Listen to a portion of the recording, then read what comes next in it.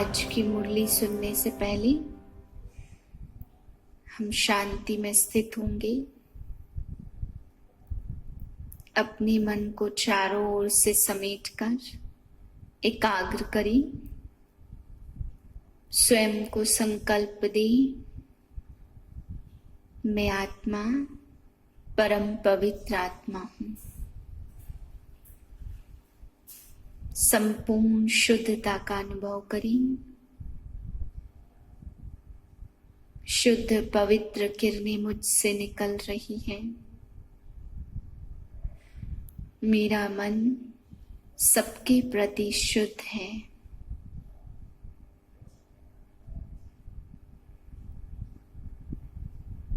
शुद्ध मन से मैं आत्मा आज की मुरली के महावाक्य ग्रहण करती हूँ। 29/8/2020 के महावाक्य हैं। आज बाबा ने हम बच्चों को कहा है कि बच्चे तुम ही फकीर चंद आज बन गए हो, तुम्हें ही अमीर चंद बनाने के लिए ज्ञान सुनाता हूँ। बाबा ने कहा वैसे तो कई फकीर होते हैं, लेकिन तुम बच्चे अमीर थे, स्वर्ग में थे, लेकिन आज फकीर बन गए हो। तो ये कहानी है फकीर चंद से अमीर चंद बनने की। फिर बाप कहते कि तुम बच्चों को अगर निश्चय होगा, पक्का निश्चय होगा कि हम सतो प्रधान थे और फिर से बन रहे हैं, तभी तुम वो पुरुषार्थ करेंगे। अगर निश्चय ही नहीं, ये सोचते पता नहीं बनेंगे नहीं बनेंगे, हम कैसे बनेंगे, तो फिर पुरुषार्थ भी ऐसा नहीं कर पाएंगे। इसलिए संपूर्ण निश्चय रखो कि हम ही सतो प्रधान थे। फिर बाबा कहते जितना याद करेंगे तो याद से ही ताकत मिलेगी, और याद करने वाले की ही मुरली में भी ताकत आएगी, ज्ञान सुनाने में भी ताकत आएगी। अगर याद नहीं है तो ज्ञान में भी वो ताकत नहीं आ सकती। बाबा ने अपना भी अनुभव सुनाया, ब्रह्मा बाबा ने, कि कैसे कैसे मैं मेहनत करता हूँ, कैसे कैसे बाप को याद करता हूँ। बाप मालिक मेरे तन में बैठा है, इसका मतलब ये नहीं है कि मेरे लिए याद करना सहज हो जाता है। भान रहता है कि बाबा मेरे पास में ही बैठे हैं, लेकिन फिर भी बाबा ने कहा भूल जाता हूँ, परंतु फिर भी मेहनत करता हूँ कि सदा बाप की याद रहे। बाबा ने कहा तुम बच्चों को भी मेहनत लगती है, लेकिन अपनी मेहनत को करते रहना है, निरंतर याद में रहने का पुरुषार्थ करना है।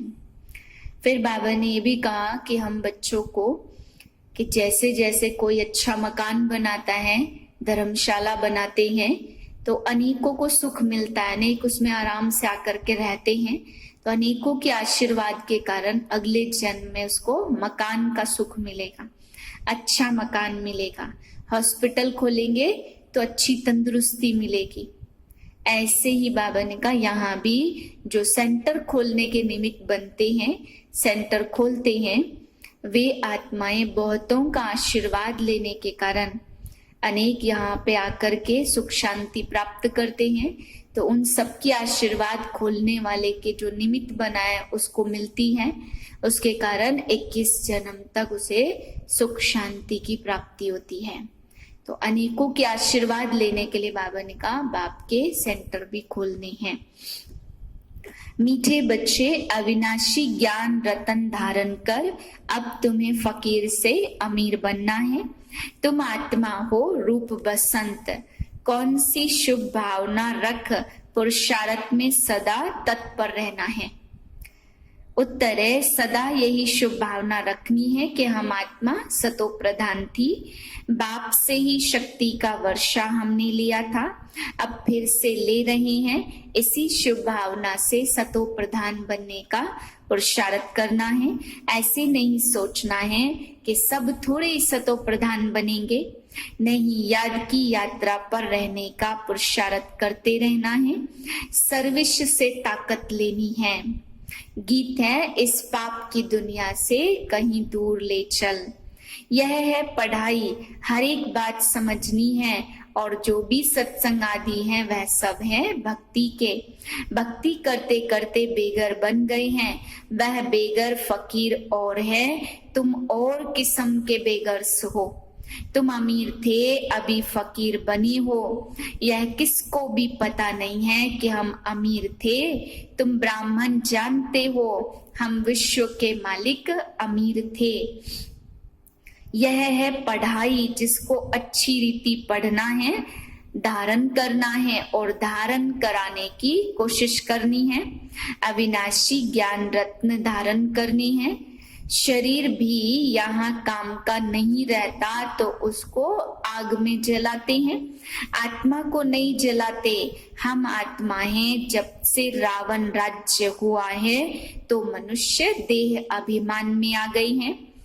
वहां शरीर की आयु बड़ी होती है, यहाँ पर आयु की कोई गारंटी नहीं है। तुमने पूरे 84 जन्म लिए हैं, कोई के 60-70, कोई के 50 जन्म। त्रेता में जरूर आयु कुछ न कुछ कम हो जाती है। अब जैसे बाप सर्वशक्तिमान है, ऐसे तुम्हारी आत्मा को भी शक्तिवान बनाते हैं। एक तो पवित्र बनना है और याद में रहना है, तब शक्ति मिलती है।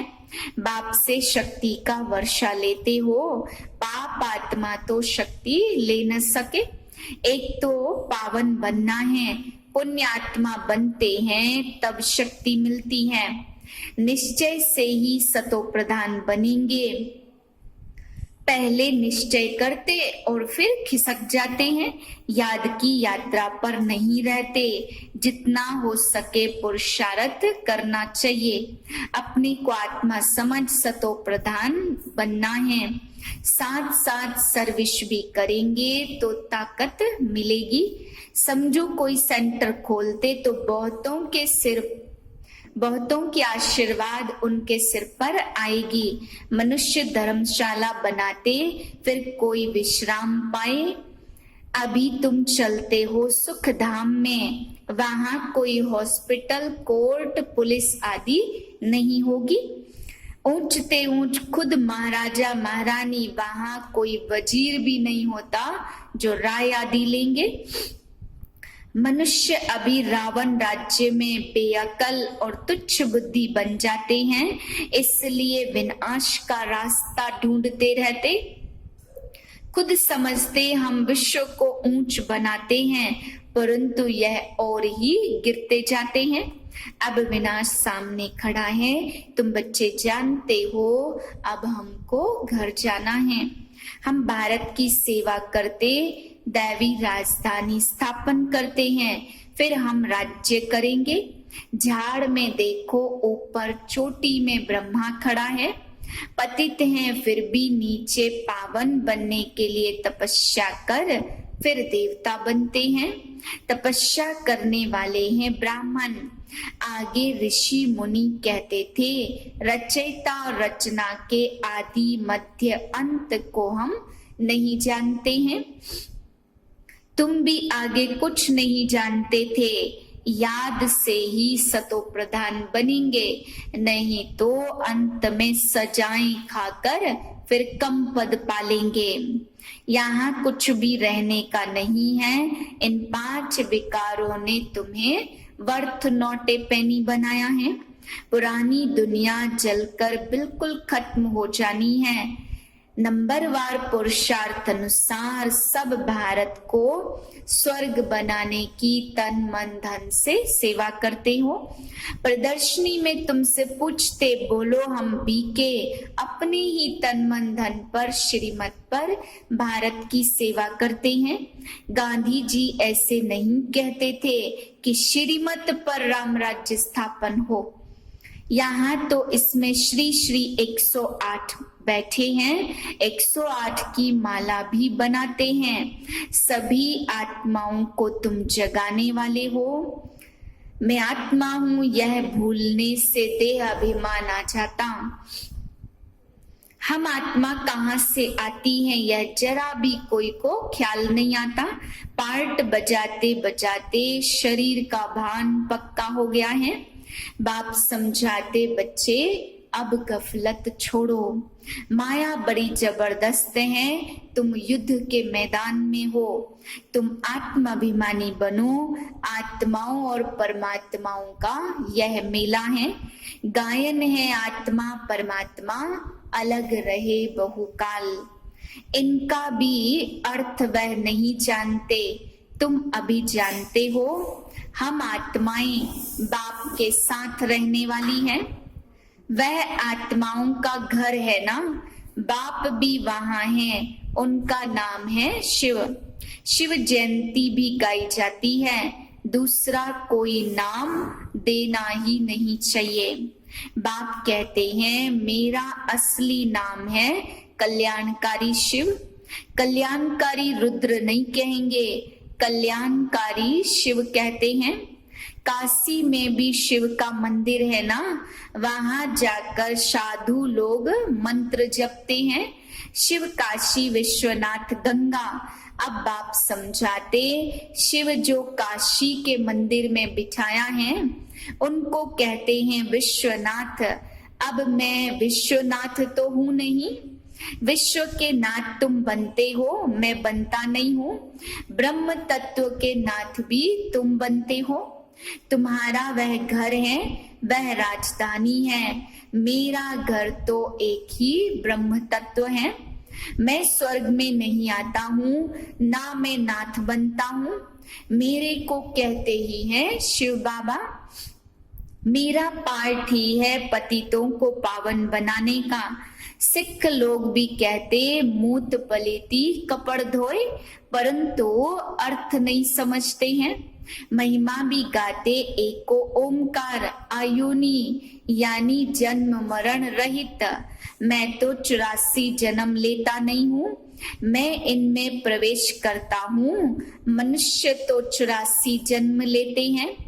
इस शरीर का जैसे परमात्मा मालिक है, ऐसे नहीं कि मेरे साथ बैठा है।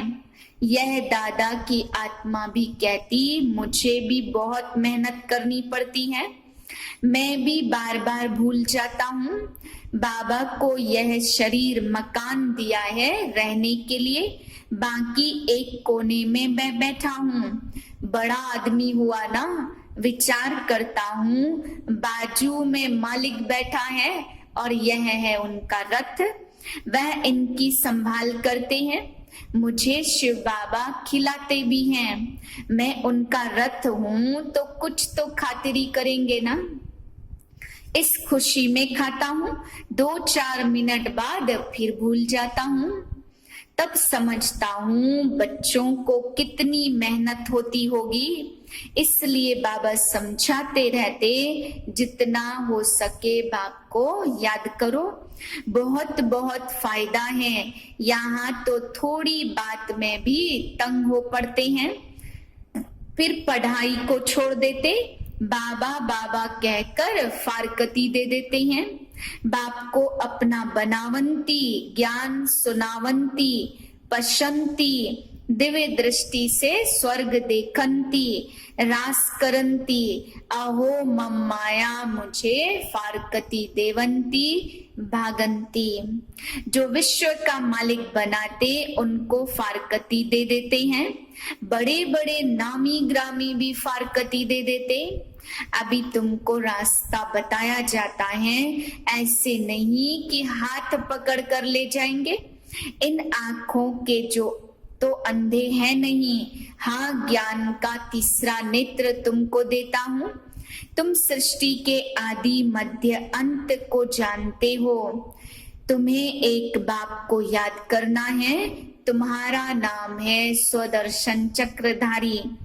दूसरे कोई की याद न रहे, पिछाड़ी में यही अवस्था रहे।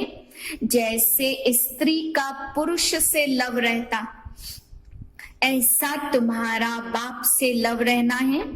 उनका तो जिस्मानी लव है, तुम्हारा है रूहानी लव। तुम्हें उठते बैठते पतियों के पति, बापों के बाप को याद करना है। दुनिया में ऐसे बहुत घर हैं जहाँ स्त्री पुरुष तथा परिवार आपस में बहुत प्यार से रहते। घर में जैसे स्वर्ग लगा रहता, 5-6 बच्चे इकट्ठे रहते, सुबह को जल्दी उठ पूजा में बैठते, झगड़ा आदि घर में कुछ भी नहीं है, एक रस रहते हैं। और कहाँ फिर एक घर में कोई राधा स्वामी के शिष्य होंगे और कोई उस धर्म को मानते नहीं है, थोड़ी बात पर नाराज हो पड़ते हैं। तो बाप कहते इस अंतिम जन्म में पूरा पुरुषार्थ करना है, अपना पैसा भी सफल कर अपना कल्याण करो, तो भारत का भी कल्याण होगा। तुम जानते हो हम अपनी राजधानी श्रीमत पर स्थापन करते हैं, याद की यात्रा से और सृष्टि के आदि मध्य अंत को जानने से ही हम चक्रवर्ती राजा बन जाएंगे।